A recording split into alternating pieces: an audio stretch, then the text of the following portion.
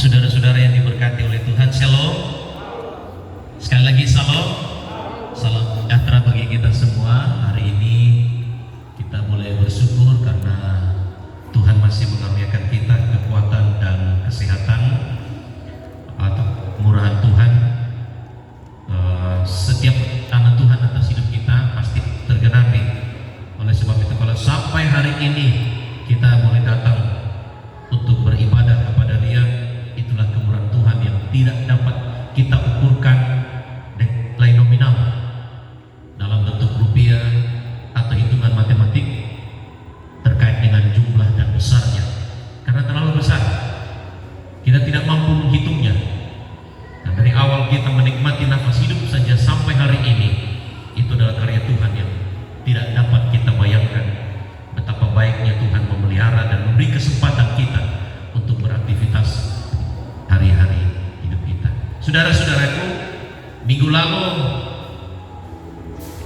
kita sudah berbicara, belajar tentang firman Allah, menjadi suatu pedoman iman bagi kita bahwa siapakah Yesus itu. Kan timbul pertanyaan kepada kita, kenapa saya harus mengikuti Dia?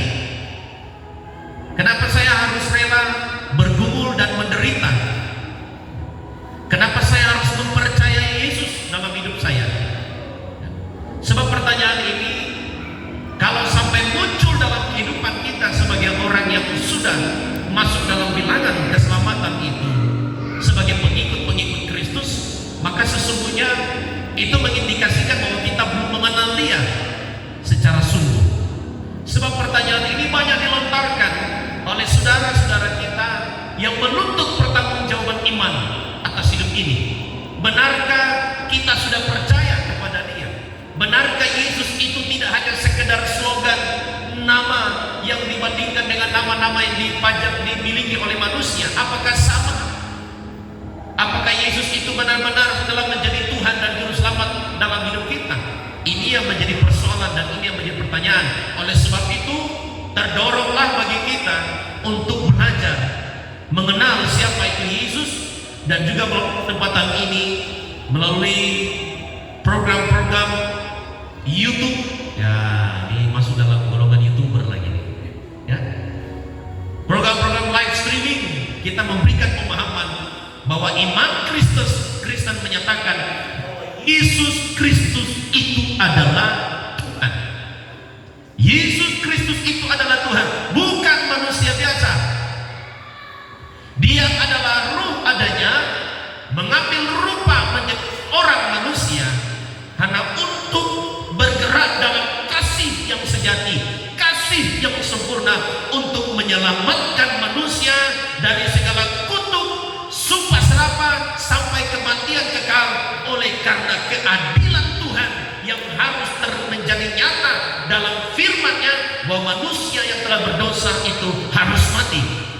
Ingat, keadilan dan kasih Tuhan yang besar itu berjalan sejajar. Dia menghukum manusia, tapi dengan kasih-Nya Dia menyelamatkan manusia. Nah, persoalannya tidak ada satupun manusia, tidak ada satupun makhluk di bawah kolong langit bumi ini yang dapat memenuhi persyaratan yang layak untuk menjadi tumbal. Wah, ekstrim sekali saya menggunakan kalimat tumbal. Yang layak untuk dipersembahkan sebagai penghapus dosa.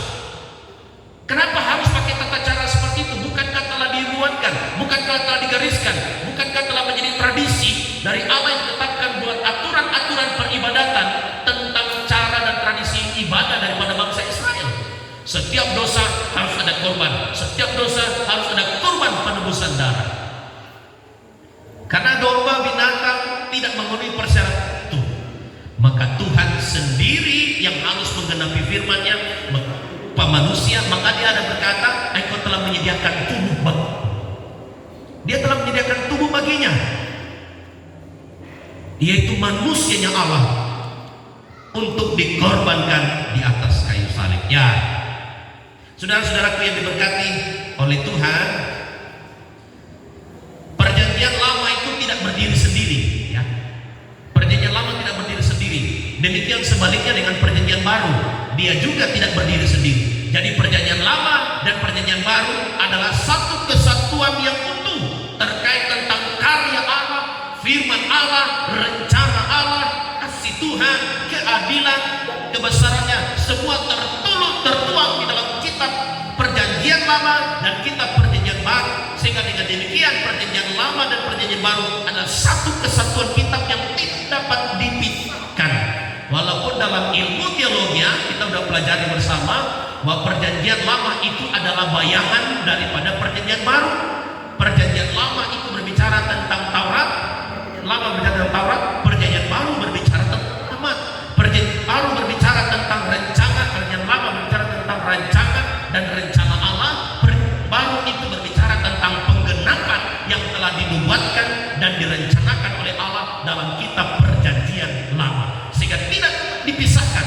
Dia satu kesatuan yang utuh yang harus kita terima, yang harus kita pegang, menjadi satu kitab yang memberikan kehidupan kepada kita. Ada banyak orang hanya berbicara tentang anugerah yang tertuang dalam kitab Perjanjian Baru, tetapi tidak mau berpaut pada kitab Perjanjian Lama. Karena kalau kita berbicara tentang kitab Perjanjian Baru, maka kita harus kembali. Kita feedback kembali ke belakang kepada Perjanjian Lama. Kita berbicara tentang Perjanjian Lama, kita harus mengarah kepada Perjanjian Baru. Sebab Perjanjian Lama itu adalah rencana dan program Allah, Perjanjian Baru itu adalah penggenapan. Jadi tidak boleh dipisahkan. Dia adalah satu kesatuan yang utuh. Ya. Perjanjian Lama menghantarkan kita untuk mengenal Mesias yang lahir dalam Perjanjian Baru. Perjanjian Lama juga memberikan gambaran tentang ritual, bagaimana ritual yang benar tentang penebusan dosa yang akhirnya digenapi dalam kitab Perjanjian Baru yang dikerjakan oleh Sang Mesias atau Yesus Kristus itu. Nah, jadi saudara-saudaraku, Perjanjian Lama dan Perjanjian Baru adalah suatu kesatuan yang sempurna, dia perfect, tidak perlu lagi ditambah dengan kitab-kitab yang lain. Gak usah ada tentang Injil Thomas, Injil Barnabas, Injil-Injil yang lain yang diperhatikan tentang keberadaannya, kesahihannya. Justru karena Injil Barnabas, Injil Thomas itu yang menuliskan pertentangan tentang Injil yang sesungguhnya yang tertulis di dalam kitab kita. Sehingga ajaran-ajaran tentang Injil-Injil dari kitab-kitab lain itu, itulah yang diambil, dikutip oleh saudara-saudara kita untuk menyerang iman Kristen. Sementara kesahihannya tidak diakui, maka tidak masuk dalam pengkanonisasian, tidak masuk dalam kitab-kitab yang terdata dalam Alkitab yang kita percayai sebagai firman Tuhan. Ya, saudara-saudara, sekarang kita akan masuk. Minggu lalu kita berbicara tentang pembuktian bahwa Yesus itu adalah Tuhan dari kitab Perjanjian Lama. Kitab nubuatan telah menubuatkan bahwa dia akan lahir di dalam dunia ini. Sudah sah, sudah sahih bahwa Yesus yang dituliskan dalam kitab Perjanjian Lama adalah Tuhan Mesias yang dijanjikan oleh Allah yang akan datang, tidak hanya secara menjadi utusan Allah yang dipercayai oleh saudara-saudara kita yang lain. Memang dia adalah nabi, dikatakan oleh para murid-muridnya, engkau adalah nabi, engkau adalah guru, engkau adalah Elia, engkau adalah Musa. Itu tafsiran para murid-muridnya. Tetapi ketika Petrus berkata, engkau adalah Mesias, anak Allah yang hidup, lalu Yesus berkata, jangan sampaikan kepada orang-orang. Kenapa? Karena Tuhan punya mimpi, Tuhan punya misi melalui Yesus Kristus adalah menyelesaikan tuntutan dosa, yaitu mati di atas kayu salib. Sekali lagi saya katakan, bukan Allah yang mati di atas kayu salib, tetapi manusianya Allah. Itulah perkataan Allah, itu firman yang telah menjadi daging, yang telah menjadi manusia. Itulah unsur kemanusiaannya Allah yang telah mati di atas kayu salib untuk mencurahkan darahnya supaya tergenapi semua tuntutan dosa dari hukum Taurat itu. Bukan Allah yang mati. Gak mungkin Allah mati. Saya setuju kalau ada orang berkata, masa Allahnya orang Kristen mati? Betul. Memang bukan Allah yang mati, bukan Tuhan. Sebab nonsense tak masuk di akal kita. Dia sumber kehidupan, dia pencipta langit dan bumi ini. Mana mungkin bisa mati? Tetapi rancangannya, kata Alkitab, dia telah menyediakan tubuh bagiku. Tubuh itulah yang dipersiapkan untuk mati di atas kayu salib. Sebab semua yang berdarah pasti mati. Tetapi Allah tidak memiliki darah. Sementara aturannya dalam kitab perjanjian lama harus ada darah yang tercurah untuk penebusan dosa. Maka dia harus mengambil rupa manusia supaya tubuh manusia yang berdarah itu dihantarkan sampai di atas kayu salib. Maka unsur manusianya berkata, sudahlah genap. Semua tuntutan hukum Taurat tentang dosa kematian itu telah genap di atas kayu salib. Ya, genap. Kita akan lihat sekarang bukti bahwa Yesus kita itu adalah Tuhan dalam kitab perjanjian baru. Kita sudah lihat kemarin tentang perjanjian lama. Sekarang pembuktian bahwa Yesus kita itu adalah Tuhan dan Juru Selamat untuk semua manusia. Jangan kita orang Kristen berkata Yesus itu menjadi Tuhan hanya untuk kami orang Kristen.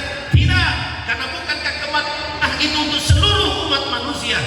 Siapa yang percaya kepadanya, menerima dan mengaku dia sebagai Tuhan dan Juru Selamat, memperoleh anugerah keselamatan itu untuk semua manusia. Tetapi tidak semua manusia menerima dia sebagai Tuhan dan Juru Selamat. Oleh sebab itu ini beban panggilan kita untuk menjadi berkat, bersaksi bagi mereka, memperkenalkan siapa itu Yesus yang sebenarnya. Sekarang kita akan lihat pembuktian tentang ketuhanan Yesus dalam kitab perjanjian baru. Kita buka pertama pengakuan dirinya sendiri, dan ia berfirman, Yohanes pasal 8 ayat yang ke-58. Kita akan banyak buka ayat sebab ini kita berbicara tentang pembuktian. Alkitab berkata 2-3 saksi itu sah, tapi saya tidak mau cuma 2-3 sebab Alkitab ini terlalu luas dan terlalu banyak karya yang membuktikan bahwa dia itu adalah Tuhan. Cukup beberapa poin saja yang saya ambil hari ini. Pertama, Yohanes pasal 8 ayat yang ke-58. Pembuktian yang pertama, dia berasal dari kekekalan. Yohanes pasal 8 ayat yang ke-58 berkata begini.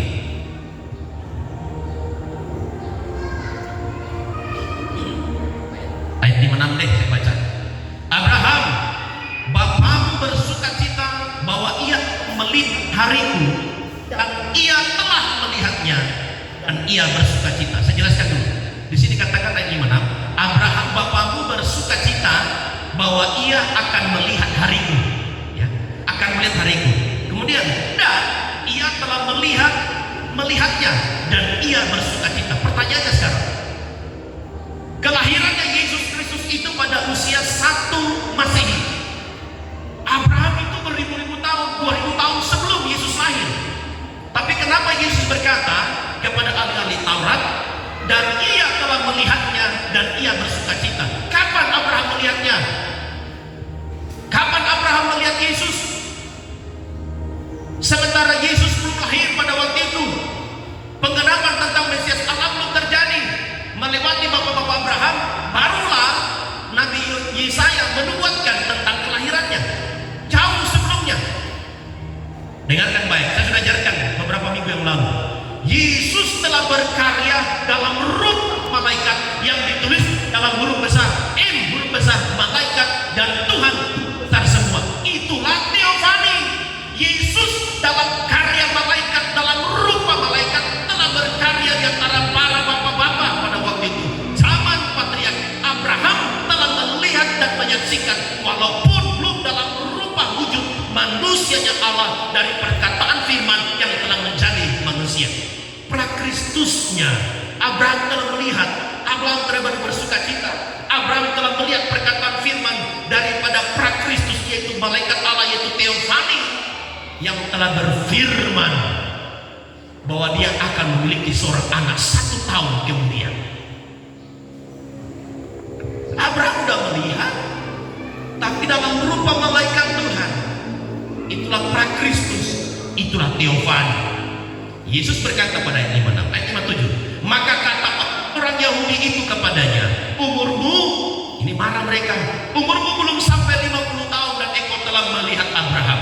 Kata Yesus kepada mereka, dengarkan baik, pembuktian firman Allah. Yesus berkata, aku berkata kepadamu, sesungguhnya sebelum Abraham jadi, aku telah ada. Apa maksud dari ayat ini? Ayat ini memberitahukan satu kesaksian pada dirinya sendiri, yaitu Yesus Kristus. Sebelum Abraham ada, apa dikatakan? Aku telah ada.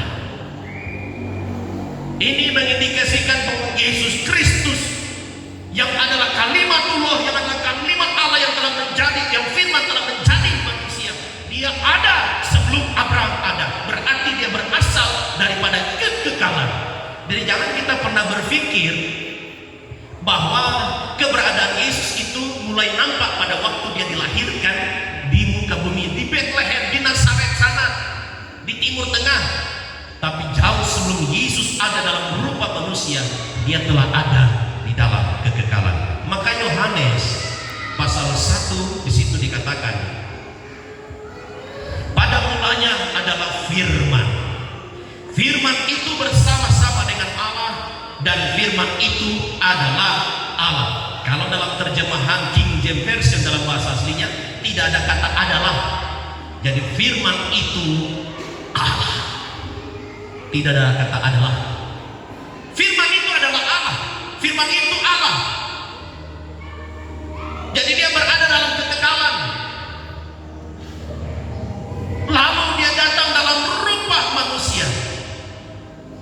Yesus menjelaskan kepada ahli-ahli Taurat, orang-orang Farisi, sebelum Abraham ada, aku ada. Ini mengindikasikan bahwa Yesus itu ada bukan dalam kapasitas sebagai manusia untuk memenuhi tuntutan hukum Taurat, tapi dia ada dalam kapasitasnya sebagai Allah yang hidup. Katakan amin. Dia Allah yang hidup, yang sudah ada. Dia tidak diadakan, tapi dia ada dengan sendirinya. Dia ada dengan sendirinya, sebab dialah sumber dari segala sesuatu, yang rela datang menyatakan dirinya hanya karena satu saja, satu misinya, untuk menyelamatkan manusia. Itu saja misinya, tidak ada misi yang lain. Jadi bukti yang pertama, Yesus sendiri telah berfirman, dia berasal daripada kekekalan itu sendiri.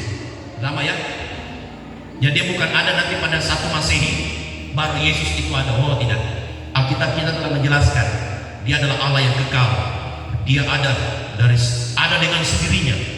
Lalu dia datang dalam rupa manusia. Bukan berarti nilai kehidupan daripada Yesus, dia adalah manusianya Allah, mulai terhitung keberadaannya ketika dia datang sebagai manusia.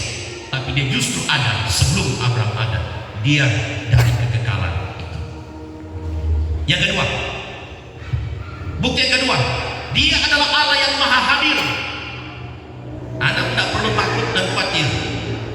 Dia bukan sama seperti nabi biasa. Nabi Yesaya, Nabi Yeremia, Hosea, dan semua nabi-nabi besar dan nabi-nabi kecil tidak punya kemampuan sama seperti Yesus, sebab mereka bukanlah yang maha hadir. Tetapi Yesus Kristus itu sendiri berkata bahwa dia adalah Allah yang maha hadir. Matius pasal 18. Bukti yang kedua, haleluya, Matius pasal yang ke-18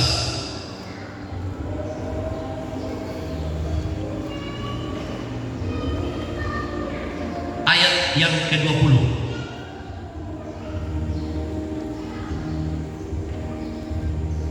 Dikatakan begini kepada murid-muridnya. Sudahlah, ayat 18 saya baca. Aku berkata kepadamu, sesungguhnya apa yang kamu ikat di dunia ini akan terikat di sorga, dan apa yang kamu lepaskan di dunia ini akan terlepas di sorga.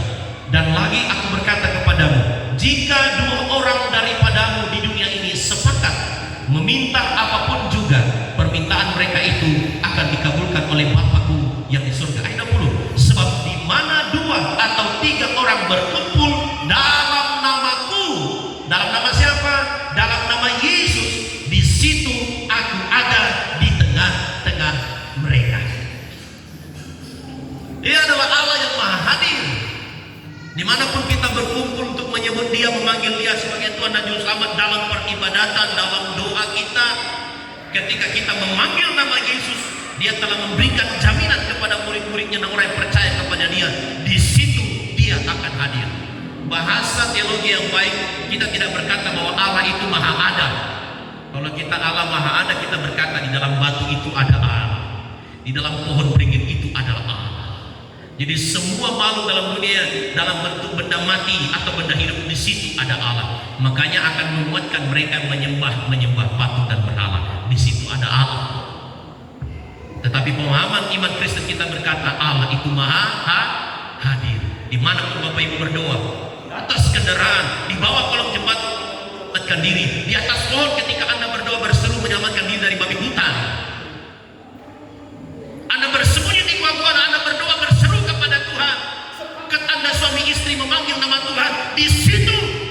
ada. Di situ Yesus akan ada. Di dalam pergumulanmu, di dalam kesakitanmu, di dalam ruangan isolasi, tidak ada orang lain dalam ruangan itu. Karena Anda terpapar dengan segala sakit penyakit yang menakutkan. Dengarkan baik, tidak ada orang ke dokter, para medis hadir dalam ruangan itu. Karena Anda memanggil Yesus, di situ Yesus akan hadir, akan menolong dan menyelamatkan engkau. Katakan amin. Dalam pergumulan maka menghadapi suami istri, Anda kepenatan tidak mampu menghadapi beban itu, tetapi dalam kesempatan itu Anda berlutut dan memanggil Yesus, memanggil Tuhan. Dia berjanji, aku akan hadir mendengarkan doa dan menolong engkau. Jangan sia-siakan janji firman Tuhan ini. Jangan sia-siakan. Pergunakan kehebatan dan kebesaran nama yang telah janjikan bagi kita sebagai nama yang menyelamatkan. Panggil nama Tuhan, sebutkan namanya, Anda pasti akan ditolong oleh itu. Dia adalah Allah yang maha hadir. Kemudian dia janji kepada murid-muridnya pada kitab Matius pasal yang terakhir ayat yang ke-20, sebelum dia terangkat ke surga. Sebelum dia terangkat ke surga, dia berkata kepada murid-muridnya, dan ayat 19 mulai, karena itu pergilah, jadikanlah semua bangsa muridku dan baptislah mereka dalam nama Bapa dan Anak dan Roh Kudus, dan ajarlah mereka melakukan segala sesuatu yang telah kuperintahkan kepadamu. Garis bawahi kalimat berikutnya, dan ketahuilah, dalam kehebatannya dia berbicara kepada murid-muridnya, aku menyertai kamu senantiasa sampai kepada akhir zaman. Katakan amin. Yesus akan menyertai kita sampai akhir zaman. Dalam kondisi dan keadaan apapun, jangan pernah engkau melupakan nama Yesus. Tidak ada nabi yang pernah berjanji kepada pengikut-pengikutnya. Tidak ada rasul dan guru yang pernah berjanji kepada pengikut-pengikut dan murid-muridnya bahwa aku akan menyertai kau sampai akhir zaman. Ketika kau menyebut nama aku akan hadir bagimu. Tidak ada. Hanyalah Yesus Kristus Tuhan saja yang telah berjanji kepada pengikut-pengikutnya, kepada murid-muridnya yang percaya kepada dia, bahwa dia akan hadir di sini.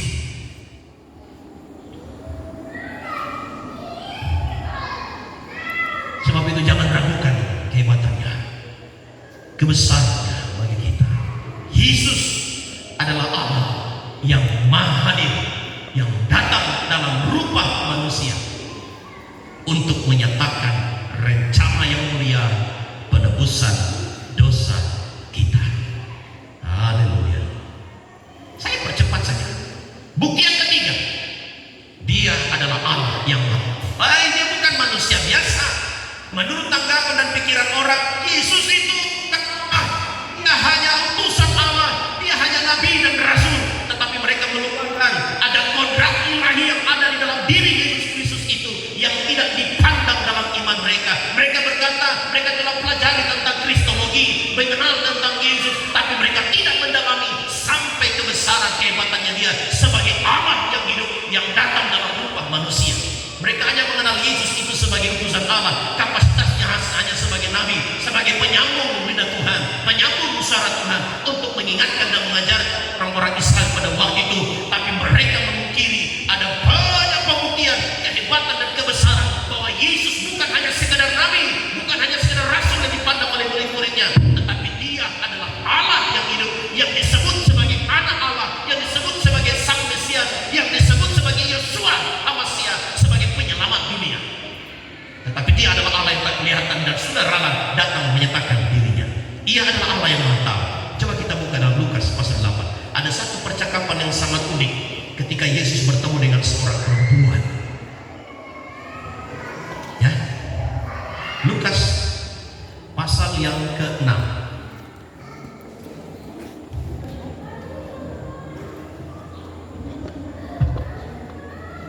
Sebelum itu kita akan lihat dulu ketika Yesus menyembuhkan orang Sabat, orang sakit pada hari Sabat, ya. Karena itu aturannya tidak boleh berbuat sesuatu pada hari Sabat, harus diam di rumah. Nah, ini yang masih dipertahankan oleh aliran gereja Advent. Tidak boleh ada asap di rumah, tidak boleh ada aktivitas, ya. Tidak boleh ada kegiatan-kegiatan lain, karena hari Sabat, hari Sabtu itu harus dikuduskan. Mereka masih terikat dengan pola kitab perjanjian lama. Mereka masih terikat dengan Taurat. Dengarkan baik, telah digenapi oleh Yesus Kristus yang telah menepi hukum Taurat itu, maka kita mengikut Yesus. Kenapa kita harus berkiblat kembali kepada aturan hukum Taurat? Kalau kita berkiblat pada aturan hukum Taurat, maka sepenuhnya hukum Taurat itu harus kita lakukan. Tidak boleh kita pilah-pilah. Nah, yang menjadi persoalannya kata kita, kalau 10 hukum Taurat itu telah kita lakukan 9 dan tinggal 1 yang belum kita lakukan, batal semuanya. Sekarang pertanyaannya, adakah manusia di zaman ini yang bisa melakukan hukum Taurat sepenuhnya? Bangsa Israel saja, bangsa pilihan Allah yang telah menerima mandat hukum Taurat itu sampai hari ini tidak bisa melakukan 10 hukum Taurat itu dengan sepenuhnya. Tidak bisa melakukan aturan-aturan yang tertulis atau aturan-aturan lisan dalam tradisi orang asli, orang Ibrani, orang Israel. Lah kita orang Israel, Kristen ini campukan, Islam dicampukan, mau kembali berkiblat kepada aturan lama. Ini dinamakan dengan mengkolaborasikan ajaran Taurat dan ajaran perjanjian baru. Anugerah. Tidak ada satu manusia yang bisa melakukannya. Kita lihat dulu. Ayat 6 mulai ya. Ayat 6 mulai. Pada suatu hari Sabat lain, Yesus masuk ke rumah ibadat lalu mengajar. Di situ ada seorang yang mati tangan kanannya. Ahli-ahli Taurat dan orang-orang Farisi mengamati Yesus. Kalau ia menyembuhkan orang pada hari Sabat, bukan main. Hebat sekali ini ahli-ahli Taurat. Ini tipe dari orang-orang yang berusaha untuk mencoba mencari dan menjatuhkan. Tidak boleh ada jemaat seperti itu. Berusaha untuk menjadi sahabat, bertemu dalam setiap keadaan dan kesempatan, tapi menjadikan diri sebagai orang yang selalu menjustifikasi, mencoba mencari kelemahan dan kekurangan, dijadikan dasar untuk menghakimi. Di orang Kristen makin zaman banyak yang seperti itu. Padahal kita masih sama-sama dibekali, masih harus mengalami proses perubahan. Tidak ada kapasitas kita untuk menghakimi orang. Pernahkah Bapak Ibu menerima surat mandat dari Tuhan? Ya? Atau rekomendasi dari, tolong kamu menjadikan diri sebagai hakim untuk menghakimi orang lain? Tidak ada. Yang ada adalah kita saling mendukung dan saling menguatkan satu dengan yang lain. Ya. Terus supaya mereka dapat alasan untuk mempersalahkan dia. Nah ini juga suami-suami istri, jangan kita berusaha cari kelemahan suami, cari kelemahan istri. Justru kita harus simpan itu dan kita memperbaiki sama-sama. Jangan jadikan alasan untuk terus pertengkaran tiap hari. Saya banyak melihat pahlawan-pahlawan pria sejati, pahlawan-pahlawan wanita, kaum wanita sejati yang benar-benar mampu untuk menguasai dirinya demi satu alasan, supaya aman dan damai sejahtera di rumah. Saya akui itu. Tidak mau mengangkat itu menjadi beban, menjadi dasar pijakan untuk senantiasa menyerang. Tapi dia berusaha justru kelemahan dan kekurangan itu jadikan alasan untuk penuh dengan kesabaran. Itulah pria sejati, itulah wanita yang sejati. Terus ayat 8. Tetapi ia, ketika orang ahli Taurat dan orang-orang Farisi sudah mulai mengamati, ya. Tetapi ia, guru besar ini menunjuk kepada Yesus, mengetahui pikiran mereka, lalu berkata kepada orang yang mati tangannya itu, bangunlah dan berdirilah di tengah. Maka bangunlah orang itu dan berdiri. Apa yang terjadi dalam kisah ini? Orang itu disembuhkan. Tetapi akhirnya Yesus mengalami celaan, cerobohan dari ahli Taurat orang-orang Farisi itu. Mereka marah besar karena Yesus telah melakukan kegiatan yang tidak boleh dilakukan pada hari Sabat. Justru di dalam rumah ibadat loh ini. Ya. Yesus tahu pikiran mereka. Oh, Yesus pasti punya ilmu telepati.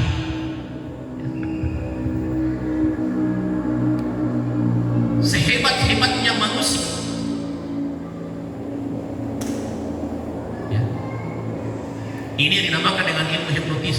Wah, dia bisa tahu pemikiran orang, jalan pikirannya seperti apa. Tapi dengarkan baik, sampai hari ini tidak ada satu pun manusia walaupun punya ilmu telepati, walaupun dia jago soal hipnotis, tapi dia tidak bisa baca isi hati orang. Tapi dia bisa baca apa yang dalam pikiran. Kenapa sih dalam pikiran itu gampang ilmu psikologi, apa yang dalam pikiran kita itu akan nampak dari wajah kita, dari sikap kita berbicara ketika kita mendengarkan mimik muka kita. Tapi Yesus di sini berbeda. Dia tahu apa yang ada dalam pikiran dan di dalam hati daripada ahli-ahli Taurat itu. Dia adalah Allah yang Maha Tahu. Bukti yang kedua tentang kemahatauan daripada Yesus, Yohanes pasal 4.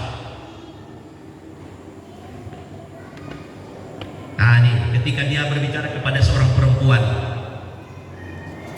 Yohanes pasal 4 ayat 16. Yesus berkata kepada perempuan ini, ya, perempuan Samaria. Lalu kata Yesus kepadanya, pergilah, panggillah suamimu dan datanglah ke sini. Kata perempuan itu, aku tidak mempunyai suami.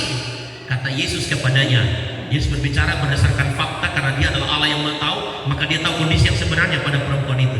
Tepat katamu bahwa engkau tidak mempunyai suami, sebab engkau sudah mempunyai 5 suami, dan yang ada sekarang padamu bukanlah suamimu. Dalam hal ini engkau berkata benar. Ayat 19, kata perempuan itu kepadanya, Tuhan, nyata sekarang padaku bahwa engkau seorang nabi. Ayat yang ke-29,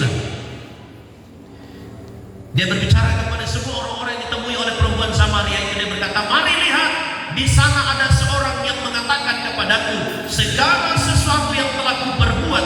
Mungkinkah dia Kristus itu? Mereka perempuan ini mulai bertanya-tanya, mungkinkah dia Kristus itu, Sang Mesias anak Allah yang hidup itu? Sebab dia mengetahui tentang keberadaan hidupku. Saya ingat satu kesaksian ketika almarhum mama saya antar saya ke Manado untuk persiapan wisuda. Dia bilang begini, Bapak mau berdoa dengan Pak Pendeta. Lalu Pak Pendeta ini dikenal dengan karunia marifat. Dia tahu apa yang menjadi beban tentang persoalan bahkan dosa yang disembunyikan oleh seseorang. Ketika dia masuk di dalam ruangan konseling, karena harus melewati dulu pendaftaran di salah satu sekretariat sebagai pencatat nama-nama yang datang berdoa, sekretaris dari Pak Pendeta. Setelah dia mendata situ, ikut antrian, masuklah almarhum mama saya. Ketika masuk dalam doa, saya nggak tahu apa yang terjadi, tapi keluar dari dalam dia mulai bersaksi. Nah, waktu mama masuk di dalam, mama seperti sudah langsung melayang. Kayak kepala saya menjadi besar, kecil. Suasana dalam ruangan itu tidak menakutkan, tetapi membuat kita seakan-akan benar-benar plong terbuka. Tidak ada yang tersembunyi. Mama baru duduk, lalu ditanya, kau apa? Bagaimana kalau pendeta datang ke sini langsung tanya, kau apa? Biasa kan pendeta sopan santun sekali. Ada apa ibu? Ada perlu? Tidak. Maksudnya, kau apa? Langsung kaget. Langsung tanya, kau tidak usah bicara. Disebutkanlah semua pergumulanmu ini, dosamu ini. Jadi almarhum saya bilang begini, ketika dia mulai sebut semua perbuatannya mama, semua hal-hal yang tidak baik mama itu, mama bilang, mama itu cuma kayak seperti Tuhan. Dia hitung satu-satu kayak seperti orang sementara melayang. Ada kuasa Allah bekerja di dalam ruangan itu, menyentuh hati dan pikirnya. Saya akan melayang. Lalu sudah berdamai dengan Tuhan, berdoa. Habis berdoa sudah. Apakah itu maksudkan bahwa Pak Pendeta almarhum Pak Maskala juga itu adalah manusia yang Maha Tahu? Lalu saya katakan dia kita bisa sejajarkan seperti itu? Tidak. Ada jaminan Tuhan bagi kita yang hidup pada masa kasih karunia Allah. Ketika kita sudah mengenal Dia sebagai Tuhan dan Juru Selamat, Dia mengutus dirinya kembali. Kalau bahasa Alkitab, mengirim penolong yang lain. Tapi dalam ayat-ayat selanjutnya, aku akan datang kembali kepadamu. Yesus sendiri berbicara dalam kuasa rohnya kepada hati daripada hamba Tuhan itu untuk memberitahu tentang dosa-dosa yang dialami oleh seseorang ini, tentang pergumulan-pergumulan yang dihadapi. Itulah yang dinamakan dengan karunia marifat, karena roh Allah telah tinggal dalam kehidupan seorang hamba Tuhan, maka dia pasti tahu tentang pergumulan dan persoalan itu. Anak muda harusnya dia jadwal latihan minggu malam, karena minggu besok dia mau latihan melayani. tapi tidak datang. Besok pagi Abah Tuhan Pemaskah lalu selesai ibadah, dia sulit dari jauh, nona itu semua pergi mana ya? Dia panggil, nona, hijau kemari. Ya orang nanya, kemari. Pak, si nona itu udah ketakutan bukan main, kan dia tahu kalau dia marifat dari Abah Tuhan ini. Dia datang pelan-pelan, dia tegur. Lalu dia tanya, kenapa anak datang latihan tadi malam? Kita ngelayan kan? Ada apa dengan? Kita kok terlambat Om Mas. Kenapa anak terlambat? Langsung Pak Mas bilang begini, nggak ada bikin apa tadi malam di sudut-sudut rumah sana kamu? Loh, Mas tidak ada lihat ikut dia kok. Tapi dalam karunia marifat, dalam pandangan hikmat Allah berbicara kepada dia, dia ada di sudut-sudut rumah pada malam itu. Dia tidak bisa lagi mengelak, langsung dia terbuka dalam bahasa logat nado. Kita kuat cuma baku cium Mas.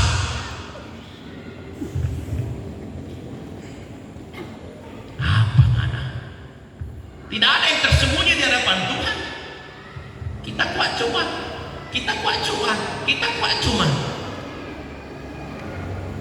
Mas bertobat karena menurut kesaksian hamba Tuhan yang ada menyaksikan samping Pak Pendeta Mas lalu, dia sampai kencing celana.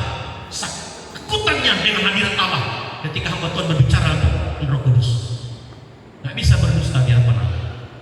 Tapi jauh lebih besar daripada itu, dia yang memberi hikmat dan pengetahuan kepada hamba-hamba Allah, sebab dia adalah Allah yang maha tahu atas setiap pergumulan dan persoalan yang kita hadapi. Di depan manusia kita bisa berdusta, kita bisa menyembunyikan segala sesuatu, kita bisa simpan rapat-rapat, sampai mati pun kita masih bisa menyimpan rapat-rapat. Tetapi di hadapan Tuhan tidak ada yang tersembunyi bagi Dia. Amin. Sebab Dia adalah Allah yang maha tahu. Lah kalau sudah begitu, karena kita menyadari banyak kekurangan dan dosa, Tuhan hanya minta terbuka, mengakui dan mohon kiranya Tuhan senantiasa buka hidup kita. Ada banyak kekurangan Tuhan, ada banyak kekeliruan, ada banyak kesalahan. Saya berdamai dengan Engkau, ampuni setiap perkataanku, ampuni setiap tindakan perbuatan hidupku yang tidak berkenan di hadapan hidup aku Tuhan. Baharui dan ubahkan hidupku dan perbaiki hidup Kau. Aku menjadi lebih baru lagi, menjadi lebih baik lagi dalam pemandangan mata Tuhan. Itu aja dapat kita kerjakan. Maka proses pertobatan itu langsung setiap hari. Kalau bertobat itu satu kali. Ketika menerima Yesus, tinggalkan hidup lama, lalu menjalani hidup sebagai murid Kristus. Tapi proses pertobatan itu terus berlanjut, karena ada proses untuk meninggalkan, mematikan keinginan daging yang berlanjut sampai pada masa kita kembali kepada Tuhan. Maka banyak orang senantiasa melakukan kekeliruan lagi, keliru dalam berkata-kata, keliru dalam bersikap. Itulah kelemahan kita. Kata Rasul Paulus, kita masih berkemah dalam tubuh daging. Kalau Bapak Ibu masih mencubit tangan, masih sakit, kita masih hidup dalam daging. Berarti kita masih berjuang mematikan keinginan daging itu. Ya. Oke. Dia tahu tentang perempuan itu. Nggak usah deh. Dia udah tahu. Dia hanya menggunakan bahasa kiasan untuk panggil suaminya. Tapi dia tahu dia tidak punya suami. Yang tinggal sama-sama dia hanya selama ini karena dia adalah perempuan pengikat. Oke. Yang keempat. Poin yang keempat, poin yang terakhir, walaupun ada poin-poin ikutnya lagi. Dia adalah Allah yang berasal daripada kekekalan, sebab Dia adalah segala sesuatu. Yang kedua, Yesus Kristus yang adalah Allah yang datang rupa manusia. Dia adalah Allah yang hadir, sebab menyatakan dirinya untuk hadir kepada murid-muridnya, kepada semua pengikut yang percaya kepada Dia. Yang ketiga, Dia adalah Allah yang maha tahu jalan pikiranmu, tahu tentang dosamu, tahu tentang pergumulanmu, dan tidak ada yang dapat disembunyikan di hadapannya. Yang keempat, Dia adalah Allah yang maha kuasa, adalah Allah yang besar. Dia tidak boleh hanya melihat dalam kapasitas Dia sebagai manusia, karena manusia itu punya tujuan. Tujuannya dalam kapasitas sebagai manusia punya tujuan untuk sampai di atas kayu salib. Tetapi yang menyertai Dia dalam kebesaran, kealahan, kedominannya, Dia menguasai tubuhnya itu untuk menghantarkannya sampai kepada salib itu. Yang pertama, kemahakuasaan yang pertama yang dimiliki oleh Yesus, yang tidak dimiliki oleh nabi-nabi lain, yang tidak dimiliki oleh rasul-rasul lain. Ini kita berbicara nabi dan rasul karena dia datang dalam kapasitas sebagai manusia. yang disandingkan dengan beberapa nabi-nabi yang sesungguhnya tidak pantas disandingkan karena jauh berbeda kapasitasnya, sebab dia bukan hanya manusia tetapi dia adalah Allah yang besar, Allah yang berkuasa. Kalau nabi-nabi yang lain 100% manusia. Markus pasal 5, bukti tentang kemahakuasaan daripada Yesus. Markus pasal 5 ayat 11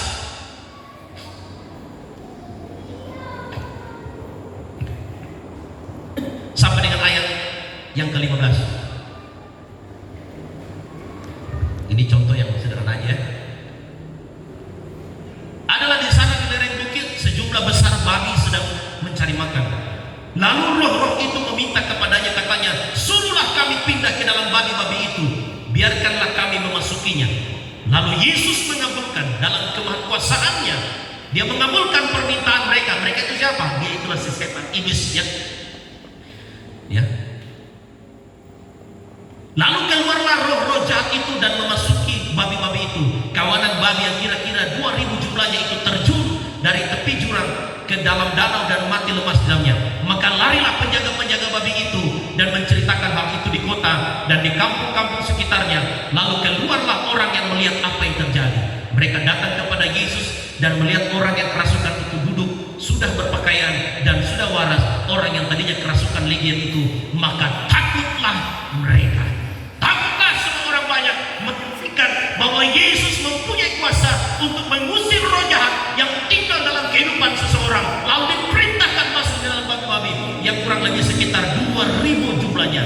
Lalu babi itu jatuh dan terjun ke tepi jurang di dalam danau dan mati lemas dalamnya. Kemahakuasaan yang pertama, roh jahat itu tunduk kepada dia. Ketika Yesus dalam kapasitasnya sebagai manusia, dia ikut puasa.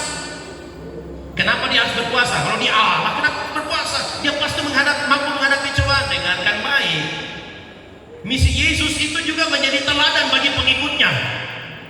Maka dia memberikan contoh berjuang dalam perjuangan berpuasa untuk mematikan keinginan daging, supaya misi itu dapat diselesaikan. Keteladanan menjadi contoh bagi kita sebagai pengikut Kristus ketika menghadapi persoalan, menghadapi pergumulan. Jangan sia-siakan waktu dan kesempatan untuk berpuasa kepada Tuhan. Saya ingin tanya Bapak Ibu, sampai sini yang sudah pernah berpuasa?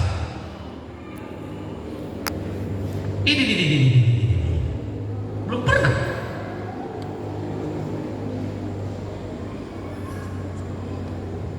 Saya lihat gereja diserui karena saya di sana berapa kali meminta KKR dan pimpin ibadah. Setiap hari Jumatnya mereka doa puasa.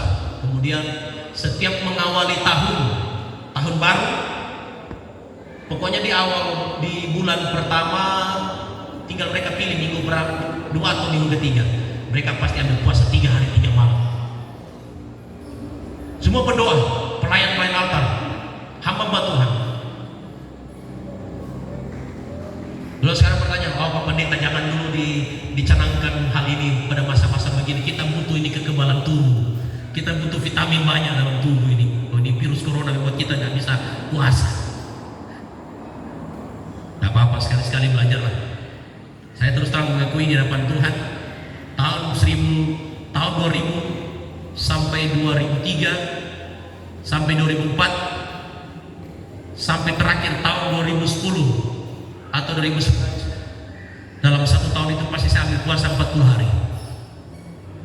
Dan sampai dari 2011 sampai sekarang saya tidak pernah lagi lakukan. Hal yang biasa dilakukan akhirnya tidak jadi kebiasaan lagi. Tapi biarkanlah waktu Tuhan itu kembali terjadi. Biasanya kalau saya ambil puasa 3 hari 3 malam, biasakan saya minta jemaat bawa minyak supaya didoakan supaya itu menjadi minyak urapan.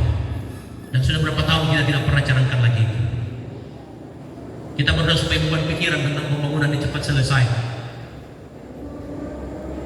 supaya beban itu tidak terbagi-bagi lagi. Yesus punya kuasa, dia berkuasa untuk mengusir roh jahat. Sehingga ketika Bapak Ibu diperhadapkan dengan pergumulan ini, ada keluarga Anda, saudara, ada jemaat, ada tetangga yang terindikasi bahwa dia dirasuk oleh roh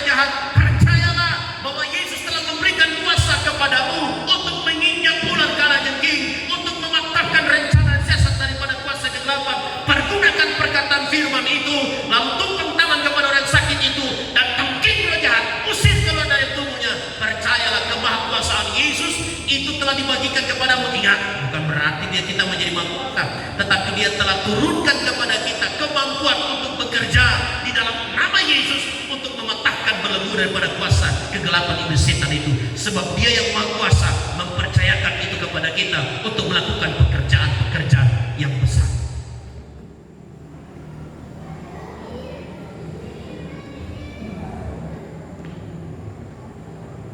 Maka saya pernah bilang, setan saja tunduk kepada Yesus. Setan saja mengenal siapa Yesus.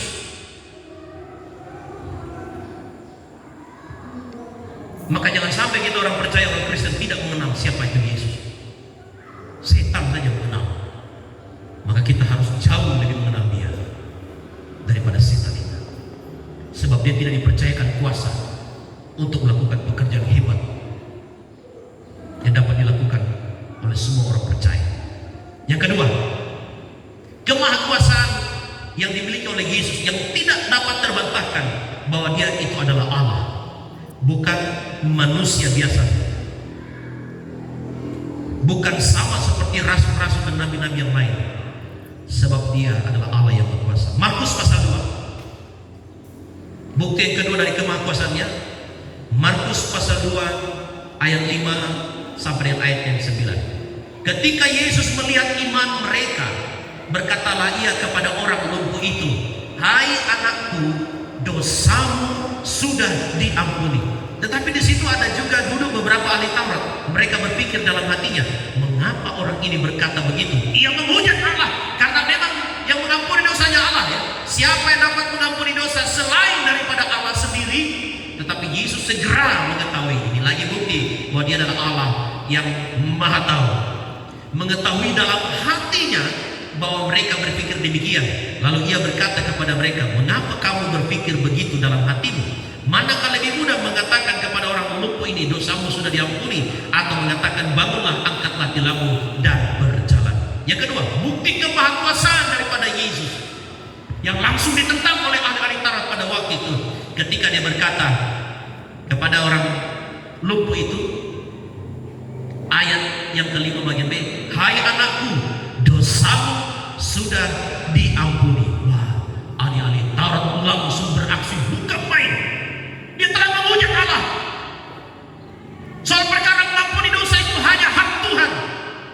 Dia adalah manusia, dia adalah tukang kayu. Kita kenal dia siapa bapa dan ibunya. Tapi kenapa dia menghujat Allah, mengambil hak Allah untuk mengampuni dosa manusia?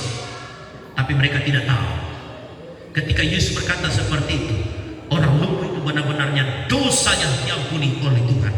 Di dalam Yesus Kristus dia berkata dan berfirman. Kenapa saudara? Sebab dia adalah Allah berkuasa yang mampu berkata, dosamu telah diampuni. Dia bukan manusia biasa. Tidak ada nabi dalam catatan sejarah yang berani berkata, dosamu diampuni. Pembicaraan dan perkataan Yesus itu mewakili tentang keadaannya, bahwa dia adalah Allah puri dosa. Dia tidak mengatasnamakan, saya percaya Tuhan akan mengampuni. Yesus langsung berkata, "Hai anakku, dosamu sudah diampuni." Yesus sudah berkata, anakku, dosamu nanti akan diampuni. Nanti Allah akan mengampuni dosamu. Seperti kita berkata kepada mereka yang berdosa, menuntut doa kesembuhan, kita minta Tuhan ampuni dosanya, supaya tidak menjadi penghalang karya Tuhan menyembuhkan dia. Tetapi Yesus langsung berkata dengan lantang, "Hai anakku, dosamu sudah diampuni." Ini berbicara tentang keputusannya yang berkata itu kepada si laki-laki yang mengalami penyakit lumpuh itu. Dia adalah manusia sejati 100% dalam misi Tuhan. Dia adalah Allah 100% yang menyatakan penggenap firman dalam perjanjian lama, bahwa dia datang untuk menyatakan kesembuhan, pemulihan, melepaskan pemberontakan, menyatakan kebesarannya bagi orang untuk melihat bahwa Yesus yang datang dalam rupa manusia, Mesias, sang anak Allah yang hidup, adalah Allah yang hidup untuk memulihkan hubungan kepada manusia. Dia mampu mengampuni dosa kita. Maka barang siapa yang percaya kepada dia, kendati pun Anda berulang kali jatuh di dalam dosa yang sama, Dia yang adalah Allah yang adil, penuh dengan kasih, karunia dan kemurahan itu akan terus mengampuni dosamu ketika engkau mengakui di hadapan Tuhan. Bukti kemahakuasaan yang ketiga, Yohanes pasal 5 ayat 21. Nah ini, beri banyak buktinya. Saya suruh shooting lagi, saya akan kasih masuk lagi di YouTube, supaya biar semua orang yang menjadi YouTuber dan penikmat YouTube boleh mendengarkan tentang pembuktian bahwa Yesus yang adalah Tuhan dalam kitab perjanjian lama, dalam kitab perjanjian baru, yang mengatakan bahwa dia adalah seorang ahli kristologi yang tidak menemukan tentang kebesaran Yesus yang adalah Tuhan dan Juru Selamat. Yohanes pasal 5 ayat yang ke-21. Sebab sama seperti Bapa membangkitkan orang-orang mati dan menghidupkannya, demikian juga Anak menghidupkan barang siapa yang dikehendakinya. Kuasa yang ketiga yang ada di dalam diri Yesus, bahwa dia mampu memberikan kehidupan, dia mampu memberikan nafas hidup bagi mereka yang sudah mengalami kematian, dia mampu membangkitkan mereka yang telah mati lalu menikmati kehidupan lagi sesuai dengan apa yang dikehendaki oleh Yesus Kristus Tuhan dan Juru Selamat kita. Buktinya mana? Lazarus, Yohanes pasal 11 ayat 43 dan ayat 44. Dia kata, Lazarus, keluar. Sudah 3 hari mati di dalam gua. Nah kalau dalam ilmu medis sudah 3 hari pasti bengkak perutnya, tinggal tunggu pecah. Aromanya pasti sudah tidak sedap. Ya mungkin dia akan mengikuti hal yang normal ya, tubuhnya juga mulai rusak. Tapi ketika perkataan Yesus yang adalah Tuhan, yang adalah Allah yang hidup itu berkata, Lazarus, keluarlah. Bukankah dia memberikan perintah kepada tubuh yang hampir hancur menjadi tanah dan debu itu, lalu memberi hidup kembali ke dalam tubuh, akan membusuk itu. Apa yang terjadi? Tubuh itu memiliki kehidupan kembali, diubahkan dalam sekejap, lalu dia bangkit dan keluar, lalu menyatakan diri. Bukankah hebat pada waktu itu? Dia adalah Allah yang Maha Kuasa. Tidak sekedar nabi, tidak sekedar rasul, tidak sekedar guru, tapi dia adalah Allah yang hidup, yang datang dalam rupa manusia, yang memberikan kehidupan bagi siapapun yang dikehendaki oleh Allah. Amin. Yang mati saja dibangkitkan.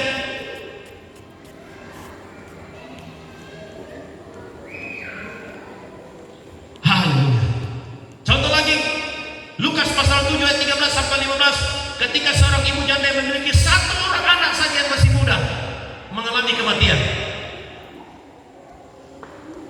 Yesus menyentuh tangannya, lalu anak itu bangkit. Dia adalah sumber kehidupan, dia berkuasa memberikan kehidupan. Kenapa akhir zaman ini banyak pendeta-pendeta yang dipercayakan Tuhan memberikan kemampuan dan kuasa untuk membangkitkan orang mati? Karena dia bertuhankan Yesus. Kalau dia tidak bertuhan kepada Yesus, tidak mungkin kuasa yang sama itu ada pada kita. Kuasa yang dikaruniakan Tuhan dalam kuasa Roh Kudus untuk membangkitkan orang mati. Saya dengarkan lagi dan saksikan lagi. Saya tidak pernah diperdengarkan hal ini, tapi rekan-rekan senioritas kami di Tuhan, bahwa pendeta almarhum Joli Liando, dia dari Rata Toto, pergi pelayanan keliling dari Makassar sampai kembali ke Manado sampai di kota Palu. Itu menjadi kesaksian hidup bagi kami waktu sekolah di sana. Bukan main betapa hebatnya Tuhan. Ada seorang ibu yang menjahit. Ya, mungkin karena kebiasaan kalau jahit itu kasih masuk benang jarum di mulut. Baru mulai kerja-kerja yang lain. Tanpa sadar jarum itu masuk tertelan. Lalu dia mati seketika. Tidak dapat ditolong. Di mana rumah sakit sudah terlambat. Di Batu sudah dipersiapkan untuk ibadah-ibadah. Pak Pendeta Joli Iliando bersama dengan timnya lewat di depan rumah itu. Roh Kudus bicara dengan keras, berhenti masuk dalam rumah itu. Ada duka. Tapi ketika dia masuk, Roh Kudus begitu keras berbicara kepada dia, doakan. Doakan.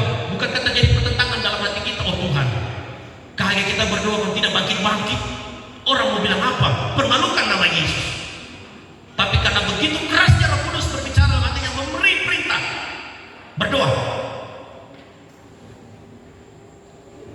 Dengar kesaksian Pak almarhum Pak Joni sudah meninggal ya. Dia katakan waktu itu kita kuat karena orangnya lembut sekali. Kita kuat Amfi waktu itu berdoa. Kita jangan takut-takut kuat. Ini bahasa logat Nabi. Kayak kita berdoa sembuh bangkit, kemudian nyanda bangkit. Aduh kita pemalu dalam. Suara Roh Kudus bicara keras dalam hatinya. Doakan. Akhirnya di antara doa dia bicara bangkit. Tuhan dalam nama Yesus. Dia tidak sampaikan bagaimana bunyi kalimat-kalimat, tapi dia bilang demi nama Yesus. Selanjutnya tiba-tiba ibu itu tiba-tiba batuk. Oh sudah dirias makeup cantik ini. Saya tanya bagi ibu-ibu sekalian, mana yang lebih cantik? Waktu di makeup rias pada waktu kita menghadiri acara pesta, atau orang itu dirias makeup waktu sudah menjadi jenazah? Mana lebih cantik? Ayo, mana lebih cantik? Saya kadang-kadang bilang lebih cantik orang yang dirias pada waktu dia mati. Kenapa ya? Apalagi kalau dia mati dalam Tuhan. Karena ada yang tidak dimiliki oleh para sahabat-sahabat yang ada. Mereka tidak bisa mendapatkan kemuliaan Allah. Tapi orang yang mati di dalam Tuhan, dia pasti nanti dalam kemuliaan Allah. Makanya saya bilang waktu almarhum orang tua kekasih kita dalam jemaat persaudaraan jemaat, saya bilang sama tanya, mama cantik sekali. Ada yang beda. Kematian seorang anak Tuhan. Tuhan dipermuliakan.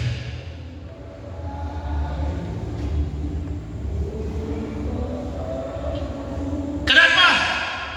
Ada tangan Tuhan menyebut dia.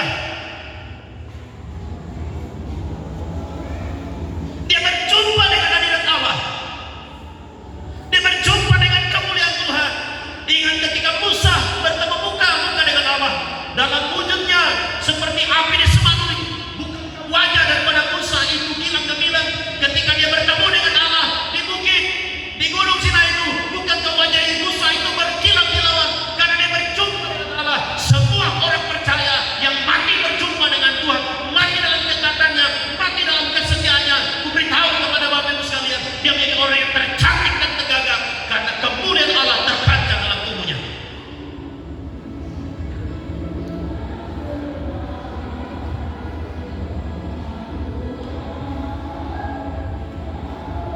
Dalam sakit dan penderitaan, tapi ada wajah yang penuh sukacita berjumpa dengan Allah. Yesus memberikan perintah kepada anak muda itu, dan dia pergi. Saudara, ketika ibu itu lalu dia bersih, batuk, keluarlah jarum itu dari mulutnya. Kehidupan orang dalam ruangan itu kocar kacir semua. Aku ketakutan, hanya keluarga tinggal dalam ruangan. Mereka bersyukur dan bersukacita hari itu. Kesaksian itu dibawa pulang sampai ke Manado. Betapa hebohnya di Stadion Kelabat di sana. Mereka mulai semakin percaya bahwa Yesus menyertai setiap orang-orang yang berjalan dalam kuasa nama Yesus. Katakan amin. Tuhan akan menyertai kita. Dia katakan dia menyertai kita.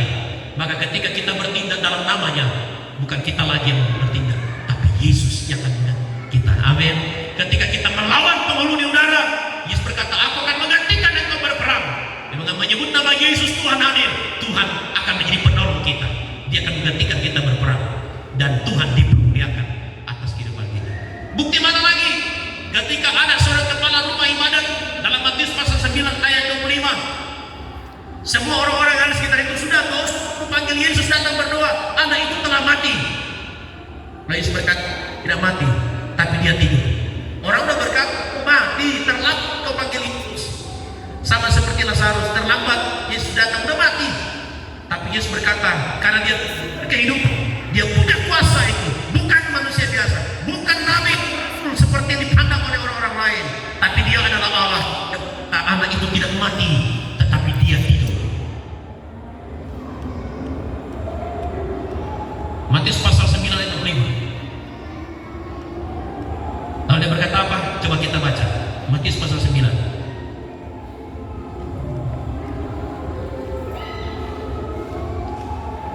Ayat yang kedua.